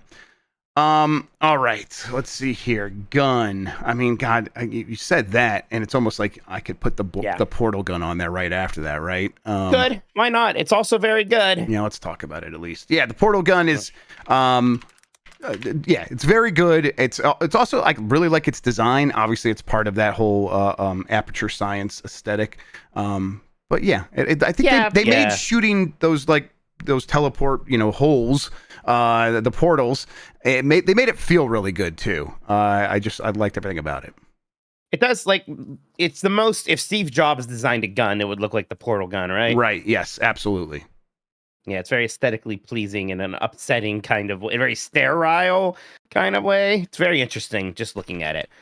The Lancer from Gears of War, they put a chainsaw on that gun. That's cool. Yep, that is still cool, right? 'Cause I think it's cool. It's very fun when you go and you chainsaw people. The active reloads are great. It just sounds good. Mm-hmm. Yeah, I mean, yeah, they got all of the movement of or the sounds in the movement of that thing right, so it always feels super impactful. Mostly, I do think about using the chainsaw part of it, but it's fun to shoot as well, of course. Mm-hmm. I'm back to Doom. BFG 9000 is one thing. The super shotgun is really the most fun gun in that game, and it's still the shotgun against all other shotguns are judged against. I think that's super fair because it really does hold up in how much fun it is to use. Just like the name Super Shotgun says it all. Right, says everything you need to know right there. Exactly. The plasma cutter from Dead Space. That thing is cool. I love that it's actually supposed to be a tool, right? And then it gets repurposed as a weapon. It's so satisfying every time you change it from the horizontal to make it go vertical. You can go vertical. Uh-huh. That's great. It's so satisfying shooting off all of the limbs and stuff with that thing. I'm a big plasma cutter mark. Yep. And I'm so glad they built the whole game mostly around using that. That was because it's this is so good. This is your game's gravity gun in a lot of ways. I'm glad that was they didn't try to take you away from it for too long. I almost sometimes I wish it was the only gun in the game because you do get other ones. And it is, you got to, use the other ones because you'll run out of ammo for this thing. Sometimes I'm like, I wish it was almost just this. It's the most fun one to use. It's the most fun one to use. Yep, exactly. For the people that's giving suggestion in chat, we're not using real guns from Call of Duty and that kind of stuff. I mean, listen, I think the P90 is pretty cool, but it's not going to hang on this list. It's just not. I just want to do about video games guns, not real guns for real. You know what I mean? Yeah, I agree. You're so not American, Christian. Wow. It's funny because out of us three, I'm pretty sure I'm the one who likes guns for real. Oh yeah, I hate guns. I can't stand them. Yeah, I'm cool. Okay, this one is the closest to a real gun though, chat. So maybe you'll like this. The Red 9. Mike, do you think that's a good one? I'm wanting to see how what your temperature is on this because I love the Red 9 handgun from Resident Evil 4. Yeah, I do like it. If you had told me to remember the name of it, I wouldn't necessarily. Sure. I am swapping between guns so frequently in those games. I'm not necessarily getting that kind of a deep attachment to one of them, but it is very good. I think Red 9's the one where that's the one I always end up sort of using the most and upgrading as much as I can, and that's the one I don't swap in once I upgraded it. I love the Red 9. All right, anything else, Mike? Is this a gun or is this a power-up? The spreader from Contra. That's a gun. Yeah, you're getting different guns. Yeah. Yeah, the spreader, I think. That maybe is a little cute. I'll tell you what I probably should have said. I'm just gonna take another turn here because when you said Red 9, you're thinking pistols. I mean, the Halo 1 pistol is still the pistol, right? Right. Yeah, that's really that good. or the golden gun, I guess. The golden gun from GoldenEye, perhaps. But the Halo 1 pistol, I'm not even like a big Halo person, but that was a good pistol. Once again, I can almost just play the whole game with that thing. Yep. Needler from Halo, is that going to hang here? I think pistol's way better than that. The Needler looks cooler, yeah. and in some games, the Needler's fun to use. Yes. It's got a very bespoke design, but like the pistol is just so, it was overpowered. That's why it was fun. I do like Fat Man from Fallout. Mostly because a lot of times the nuke is like in there separate from the rest of the geometry. So if you like get in a situation where you like aim it down, the nuke can fall out and explode and blow you up, and that's a lot of fun. So yeah, I do like that. Okay, let's see. I do like that. Fat boy. We're doing pretty good here. Yeah, we're pretty close. Is there anything from Quake you would do? The rocket launcher? I would do the rail gun, right? From Unreal Tournament, right? Isn't there one in Quake? Why do I think the rail gun is associated with Unreal Tournament? Is that right? Didn't they have like a nail gun? There's a nail gun in Quake, yes. Okay, is that what I'm thinking of then? Yes. The one that shoots the metal really fast. I like that. That's the nail gun. Okay, yes. But nail gun's pretty cool. But I don't know. I mean, there's a lot of good gun. It's pretty tough. That's pretty ton. Mm-hmm. It's pretty tough. Tell you what, the skull chunk gun from Doom: The Dark Ages, that looked really cool. Oh, so good. Where it's just like you put a skull in there, he keeps reloading with new skulls, and it just chips away at it and just shoots out those chips. Is like very hot. Yeah.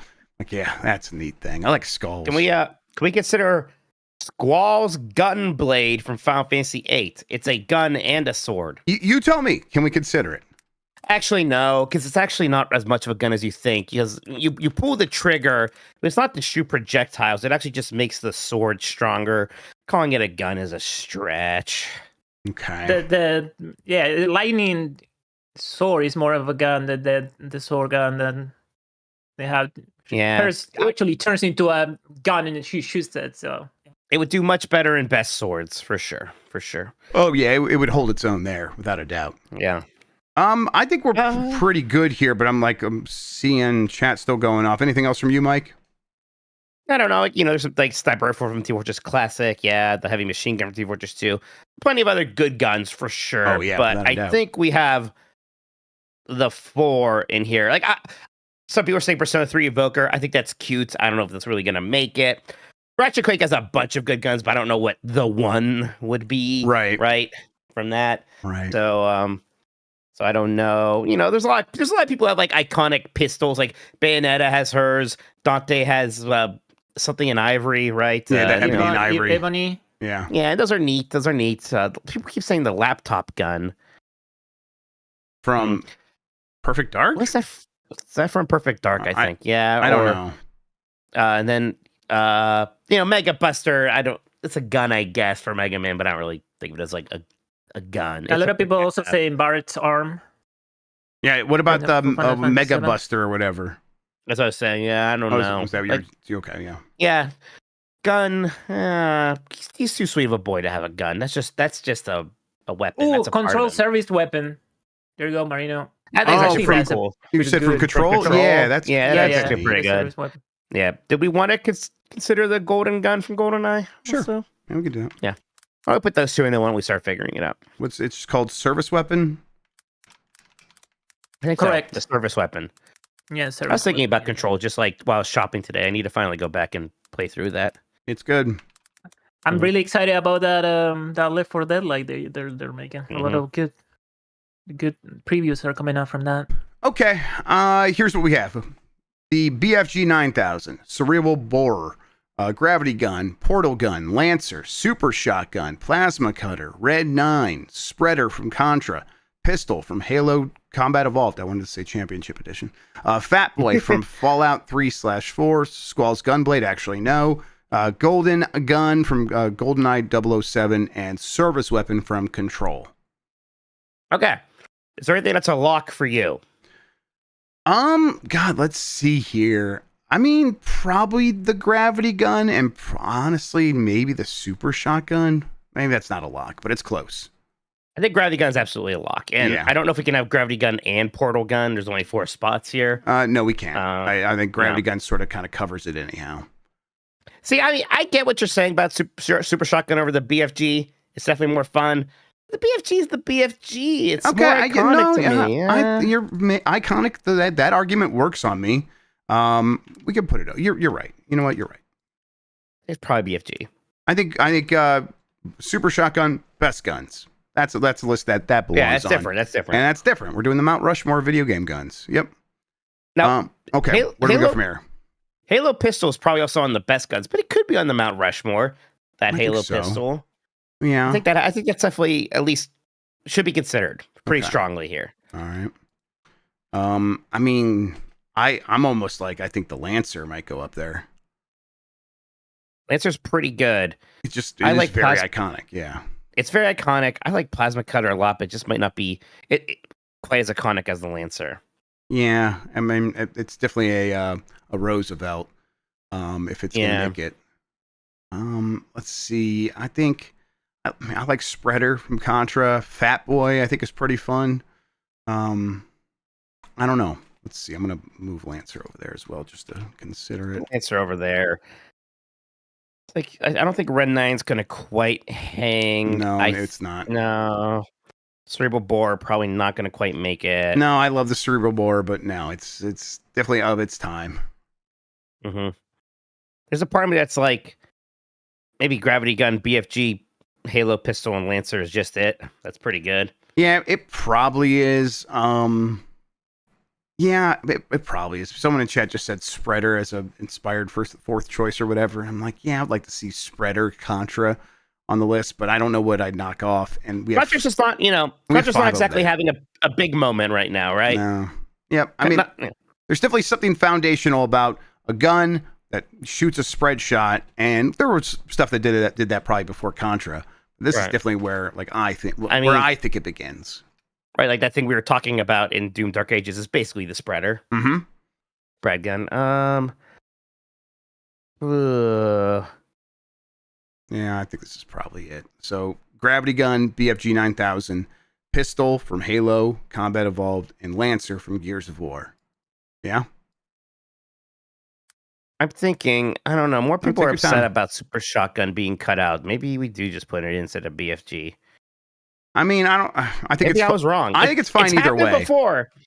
I mean, it's happened before. I think it's fine either way, personally. But okay, I think for people who play Doom, the Super Shotgun is this thing of reverence, and then I think for the wider audience, the thing they think of is probably the BFG before even the Super Shotgun. But I think, I don't know.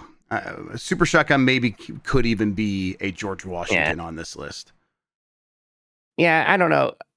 Yeah, I think it is BFG because the people just keep saying I like the Super Shotgun more, and I'm like, yes, I know. Yeah. I'd rather use it too. Right, but is it more iconic? I don't think it's more iconic, actually. Hell no, they put the BFG on that movie. They didn't put the Super Shotgun. Rock had it. Right.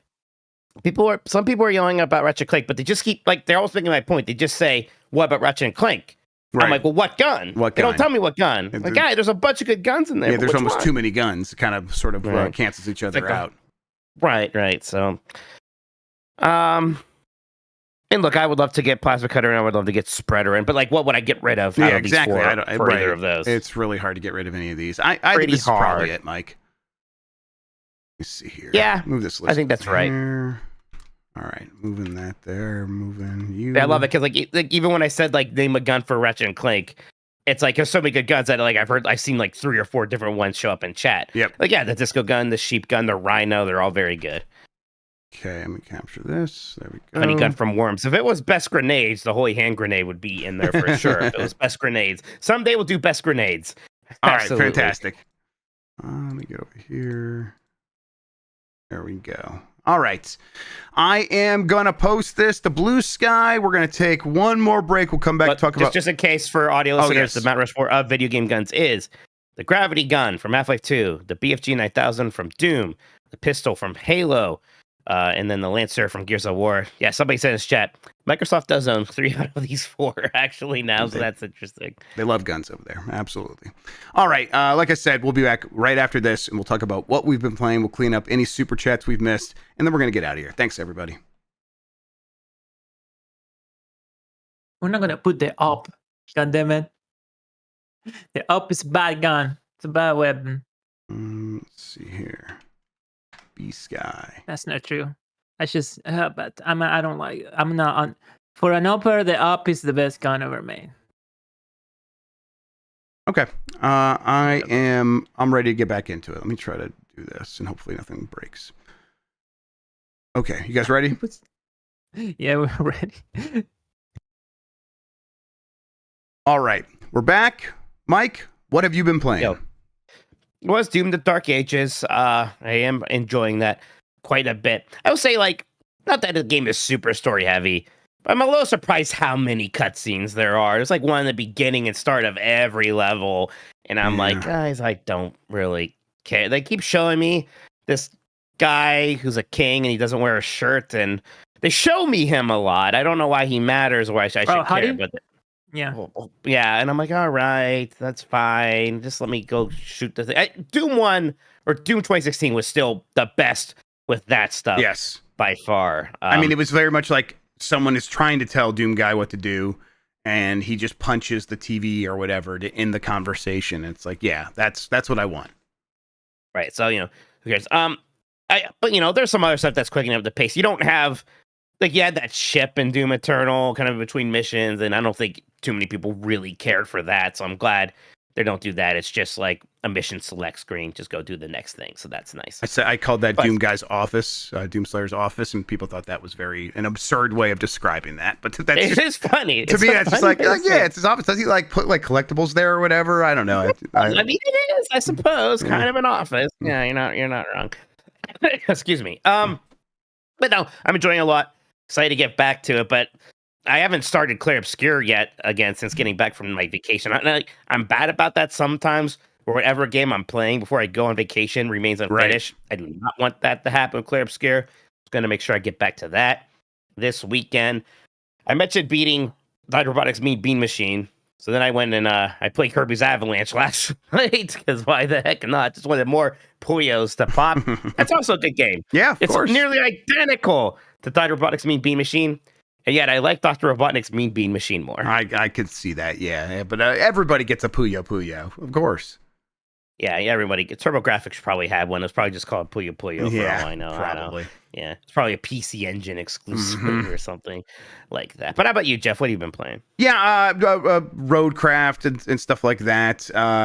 It's not a ton of time, and I talked about that on Bombcast a little bit. So yeah, I've been kind of just trying to make some time for other stuff. I'm near the end of Despolote. It's kind of what I play before bed. So I'm like playing it in like 30-minute chunks. It's not a long game, but that's still very affecting. I'm really, really enjoying that still. Getting the hankering to play a lot of different stuff. I'm like, I would like to play maybe some GTA 5 because of all the GTA 6 stuff. I'm like, I don't know what I'm going to do with that. But in the meantime, it's like I really keep coming back to this computer to play something, and then it just keeps being funky in weird ways, like tonight with the OBS crashes and games running way worse than it should. And it's like hard to like calm down and just like play a game when it feels like something's broken. So I need to get that fixed so I can just get back to playing games like normal, because it's been a real pain in the ass. And worst part is it's like frustrating. Yeah, worst part is like, we got these computers from NZXT, and it's not their fault that Intel stuff is falling apart, but it's like, I gotta go take this PC apart that I wasn't ever supposed to think about, and here we are, me fixing it once again. So yeah, it's just kind of a shame.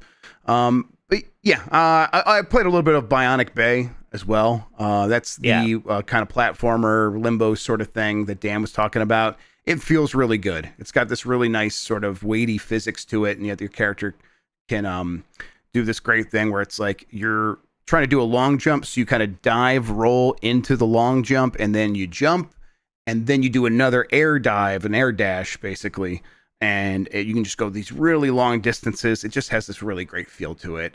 So I'm not someone who like has played much Limbo or any of those other games, but this one caught me immediately because the physics of the platforming just feels so cool. So yeah, I think this is one that I'm going to stick with on Steam Deck because it's one of the few things that has come out recently that runs on there and doesn't have any issues, and that's been nice.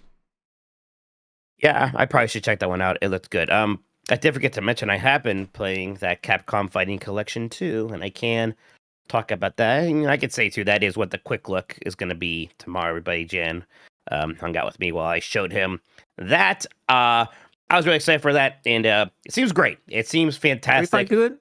It's really good. This is one of those things where, sometimes I'm like, I don't know, maybe like the real fighting game freaks are going to find some problems about that I can't tell. But it just seems like it's got all those games, and it's got a ton of them. And you have like Capcom versus SNK 2, like really being an anchor for this very hardcore 2D fighting game experience. Then you have Power Stone 2 as this other anchor for this really fun multiplayer, play with friends thing. And then all these neat curiosities and things I wasn't super familiar with, like Project Justice and not the sequel to Star Gladiator, that's Plasma Sword, right? The weird sequel to that weird game that they made that was going to be a Star Wars game, but then they lost the license, that thing. So that being on there. Even have Capcom Fighting Evolution, which is a bad game, and I'm glad they put it on there too. Like, yeah, put everything in. Preserve the bad games as well. That's neat. I know there's like a different version of Street Fighter Alpha 3, Street Fighter 3, Alpha 3 Upper. Christian, I know you've been really enjoying that, right? Oh yeah, I love that. I love that version. I never played the upper version of Alpha 3. I played regular Alpha 3 a lot when I was a kid. So this version has a bunch of new characters, a bunch of secret characters that they made him choose selectable. Like I think Evil Rio and like I think Akuma is also there. So it has all those characters. And on top of the gameplay, which is just awesome. I love Alpha 3. I'm a sticker. I feel like the rule for fighting game is the first fighting game you play at the arcade becomes like your personality. So Alpha 3 became a personality, and this collection has that. The other collection has regular Alpha 3, and I love it. I play a lot. But this version with all the characters and all the stuff that has going on, it's perfect for me. So I love that version. Yeah. Yeah. So it's great. Like I can see myself playing a lot of Capcom versus SNK 2. I love that game, and it just still looks and sounds so freaking good here. So having that with netcode and just easily playable, that's super exciting to me. And we were talking about Fatal Fury earlier, and I like that game okay, but I'm already like, no, I'd rather play Capcom versus SNK 2 now that I have that again. And to be fair, I kind of did that even with Street Fighter 6 once I got Marvel vs. Capcom 2 back. I'm like, oh yeah, these games rule. So exactly. Yeah, really happy to have those. It's cool because Capcom has basically just given us all of its fighting games and collections recently. It's a little weird that we have like the sequels to Rival Schools and Star Gladiator, but not Rival School and Star Gladiator yet. And there's some other things missing, like the Street Fighter EX games haven't been anywhere, right? Or right, those ones are maybe a little strange because maybe a little strange, but they have fans. So yeah. Just because like the development of them was not that Capcom team. Right, it wasn't Capcom. Right. Yeah, and some of those are in the 30-year anniversary Street Fighter collection, whatever they did a couple of years ago. Okay, that it wasn't the EX games are in there. No. You see, no EX. Well, there were some versions that weren't like available on that thing, so I think they think that the EX games have never been re-released. No. What version did they have? I was playing that Street Fighter 30th Anniversary Collection the other day. Yeah, no, there's no EX on there, and I don't remember seeing EX. Okay. No, but Capcom and Rika are cool. They've done crossover stuff recently, so like that could happen. Skullmania will return. Am I gonna like Street Fighter Alpha 3? Like someone who just really likes Street Fighter 3 a lot? Is it gonna be mine? If you like Street Fighter 3 a lot, you're gonna like Capcom vs. SNK 2 a lot. That's what you said. That's what you were telling me. I'm like, okay, yeah, I definitely want to check that out then. Because it's basically just that. You pick multiple characters on your team, but it's not a tag fighter in that Marvel vs. Capcom sense. You're not like swapping people in and doing supers with each other. It's more grounded. It has the whole isms thing where you pick a kind of pick the mechanics that you want in the start. You can play it so it works a bit more like Street Fighter Alpha, or so that it works a bit more like King of Fighters, or so that it kind of works like Street Fighter 3 and you have the parry system and stuff like that. So the grooves, that's it. The groove system. It's really neat. Yeah, it's MSRs in Alpha. It's more than that. You pick like if you have a role or if you wake up in a way, like it changes a lot how the game plays. So yeah. Yeah, it's just tons of. Plus, it has Maki from Final Fight 2, and she is rad. Yeah, so just really cool roster in that game.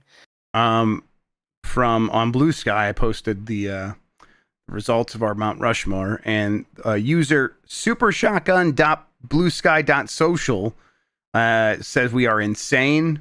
Posted the GIF of everyone from Naked Gun slapping their foreheads and the Bugs Bunny no image. So the Super Shotgun himself not happy with us. I wonder what his agenda is. Yeah, me too. It's impossible to see through the veil here. Yeah, it's impossible to know. Anything else, Mike?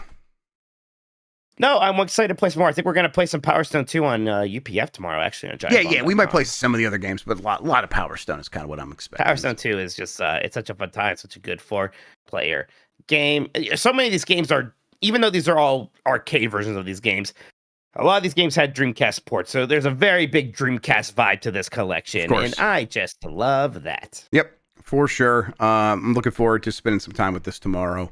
We'll do that on UPF, everybody. Of course, the quick look will go live as well, so lots of coverage of Capcom Fighting Collection 2. Shout outs to Mikey for leading the charge on that. I wanted to make sure it happened, and it was good because I just wanted to get set up to do these quick looks. So now you're ready to go. It's even before all this, Jeff, it was like something I always fantasy booked for myself. If I ever got involved, I would try to talk them into bringing quick looks back because I just think that they're neat and I think they'd be fun to do. So I'm ready. I'm excited to do more quick looks. I think they're a good time. Me too. And I'll have a Roadcraft quick look ready here in the next week or so. I'm enjoying that game quite a bit. Okay, let's see here. I think, Mike, we should probably just catch up on the super chats and then wrap up the show. Yeah, were there any more? I think there was 2 more. Yeah, CJ says Star Citizen. Two. Okay. CJ says Star Citizen launched an in-game ship today for $1,900 and made $1 million in less than a minute. I'm in the wrong business. We all are. God. We all are. So wait, that's like they sold 1,000. Wait, how many do you have to sell to get to 1 million? How many zeros? Let's say it's 20,000 or. I mean, let's say it's 2,000 instead. Yeah. Okay. If it's 2,000, well, even if it's like 1,000, would that be 10,000? They'd have to sell 5,000. Okay. Yeah. Thank you. All right. Thank you, Jason Finelli. That's hard. Yeah. 5,000 of these sold instantly. How engaged are these people that there's 5,000 people that can drop $1,900? It's just weird that like these people are still really excited about Star Citizen. It must really be scratching an itch for a very small but cash fluid group of people. Yeah, I guess. I know freaks of this nature, and they just like walking around the place. And I'm like, okay, but I don't think it's $1,900 worth walking around this shit. So I don't know. Did all the Evo freaks go to Star Citizen, or are they still just in Evo or in jail now? What do you Evo? Eve? You mean Evo Online? Eve, not Evo. Evo. Yeah. Super Nintendo game. Evo Online is huge still. I don't know. Yeah. Maybe like huge still. Well, I mean, for what Eve is, for a spreadsheet. For game. what Eve is. Yeah. People play the shit out of Eve, yeah.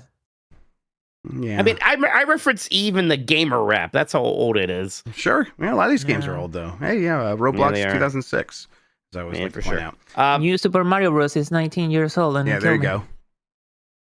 High Score says, hey, all, John here. I love the Super Scoper and Zapper from Splatoon. Yeah, Super Scope is in like the Menacer and like a little bit of a different category. Well, the Super Scope is a gun in Splatoon, right? Oh, never mind. They're cheating in a good way. I'm pretty sure maybe could have considered that. Yeah. When I think about Splatoon, though, the most iconic weapon to me is just like the giant paint roller that you just kind of run over people. Right. So, I like the N-Zapper as well, but it's you're right. There's some other guns that were just better to use. Man, Splatoon's fun. Shooting the guns in Splatoon feels really good. Kind of like can go for Splatoon again. Honestly. Yeah. Maybe we live in the mood. Challenge someone else to it and do a couple of matches for an Yeah, what was that? They made that roguelike mode for Splatoon 3, and I just never played it. Yeah, I bet that's cool. Okay. Yep. Now we have a good excuse to just play whatever we want. So yeah. Yeah, man. Nothing can stop us now. I should. Every time I say that, I should just write the ideas down, and then one day I can just one day a week even do a stream where it's like people just vote from this list of shit I said I wanted to do, force me to play it. I would love that. Now I might start doing that. All right. Any other super chats, Mike? I think we are caught up now. All right. Fantastic. In that case, hit this. There we go. One last reminder to people that tomorrow, community event, Repo Community Night, happening Friday, May 16th. So Firehead will be giving one copy of the game to someone who wants to join the night. So keep that in mind. If you don't have the game you want to play, there's one copy there that Firehead is giving away. So cool. Oh my god, I can't do English, please, Jeff. It's all right. Yeah, no, just get in the Discord. All the details will be there. It's Repo. It's a really fun game. I've wanted to play more of it myself, so might try to join. Will depend on how dead I am from this week. All right, Mike Minotti, tell people they can find you on the internet. Yeah, giantbomb.com. It's the website about video games, and I somehow own a part of it now. So there's that. Gamesbeat.com. I'm still managing editor over there as well. We're going to record a new 90s Disney, I believe, this Sunday, trip report. So if you haven't heard me talking too much about the trip yet, all of those details from my 8 days in Disney and going back to Epic Universe will be in there. So, yep, plenty going on again. I think should be on Axe of the Blood God. Oh, fantastic. This weekend here. So, yeah. Awesome. Check out that. Thanks to everybody who supported us on patreon.com/GameMess. Like I said, plans to be figured out, like how to expand here pretty soon. I was saying by the end of summer. There is some stuff that could happen before then, but like I said, think of like what MinMax does, a chance to bring in some other people and do some fun stuff on the evenings, things like that would be completely separate from Giant Bomb anyhow. So some cool creators that we could maybe work with in some like one-off ways going forward. I would like to do some more of that, but it's going to be a minute before I can figure all that out. In the meantime, appreciate the support as always. Thank you, everybody. And we'll be over on Giant Bomb doing stuff, and we'll be back on Tuesday with Last of the Nintendogs, and I'm going to tune into 90s Disney. I can't wait. All right, everybody, thanks for listening. Until next time, have a good one. Take care of yourself, and goodbye.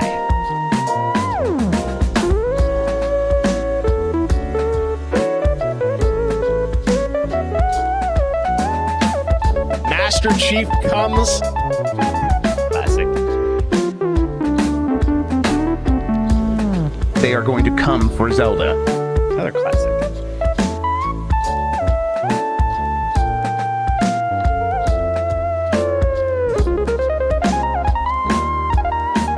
My Dixie wrecked. Mainstream penetration. All the stars are here. What is this, Jeff? There's the classic.